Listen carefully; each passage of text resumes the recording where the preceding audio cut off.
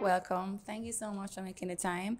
First, could you tell me about yourself and what do you do and let everybody know who you are? Sure. So I am Joseph Patterson, born in 1971 in Kingston, Jamaica, particularly downtown Kingston, a place called Blake Road. I am married to Charlotte Masada Patterson for the last 29 years. We have 3 children. I'm an accountant by profession. In fact, I was first trained in engineering at UTech, and then I became a CPA in Canada, where I migrated, and I returned to Jamaica, became a farmer, in addition to being an accountant, in addition to being an entrepreneur. And I find myself leading a political party that I created a few years ago with the hope of transforming Jamaica into a well-governed country. Please explain what a non-partisan constitutional republic is and why you believe this would benefit Jamaicans. Sure.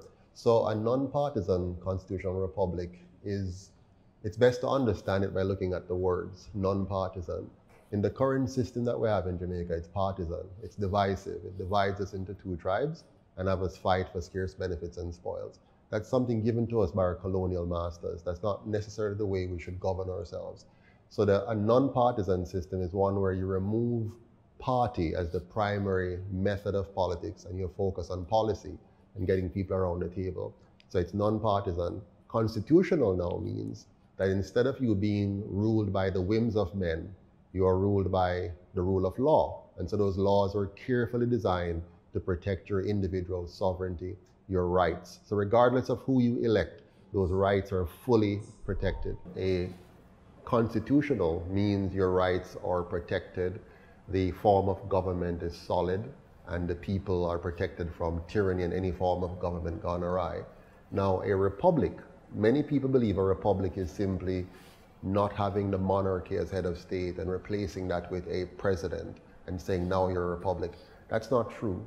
A real republic is one where the Constitution fully protects your personal sovereignty. Anything else is actually a fake republic. So America, for example, which says it's a republic, is a fake republic. Barbados is a fake republic. Trinidad is a fake republic. China, very much a fake republic. The closest the world has ever come to seeing a republic is the US. But they have kind of wandered away from the roots of why they were trying to be a republic.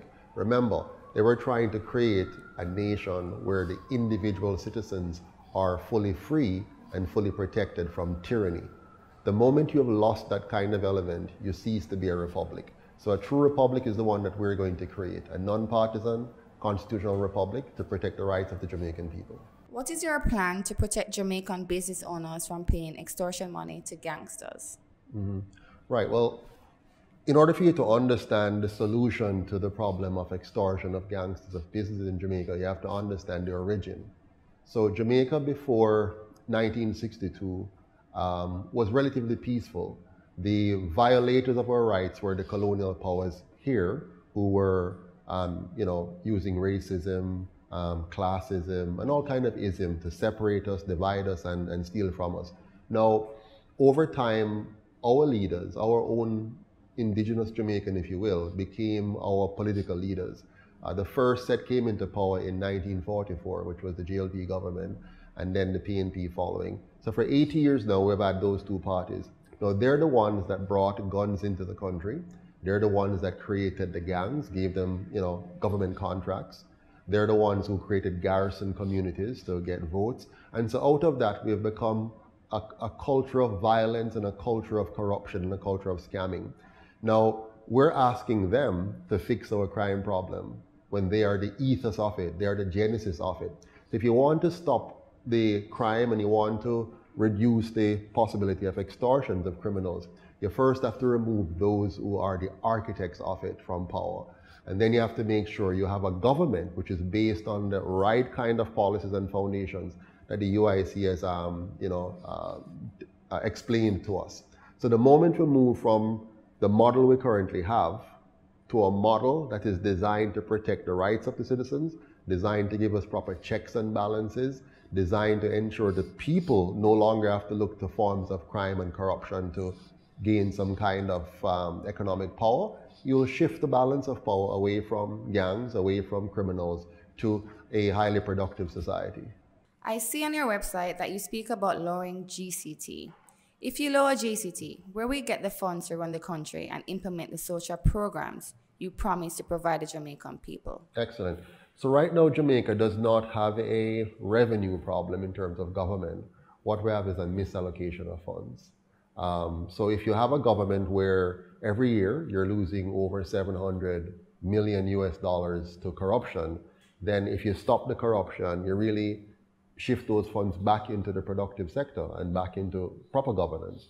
We have planned to change the tax structure to make it simpler and more efficient. Here's what's going to happen.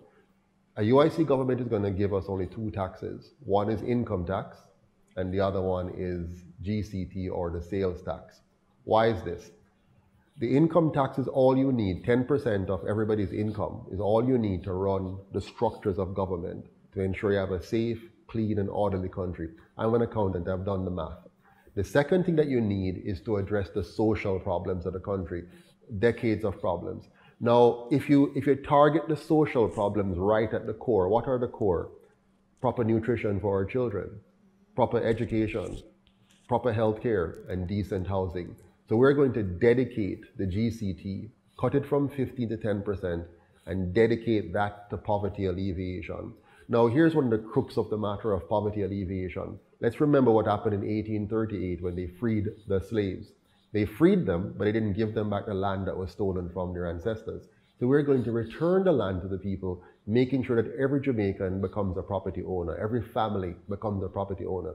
Something that should have been done from 1838, or when our leaders took over in 1944, they should have done it. Or when we became independent in 1962, they should have done it. But they have not done it, and now the UIC is going to do it. We're going to have what is called land reparation. So rather than wait for the foreign masters or colonial masters to give us money for slavery, why don't we give our people back the land that was stolen from them? Let us lead by example by repairing the breach, reparation, by giving land to the people, giving them their birthright, and then providing a governance model that ensures every child receives the nutrition, education, and health care that they need. One more point. Singapore, which is 1/15th our size, with twice as many people in their country, have a 93% home ownership rate. If we have 15 times as much land as Singaporeans and half their population, we must be able to give 98% of our people a proper home to live in. And that's what we're going to do. So the GCT and the income tax that I have prescribed is enough to do all of that simply by cutting out the corruption.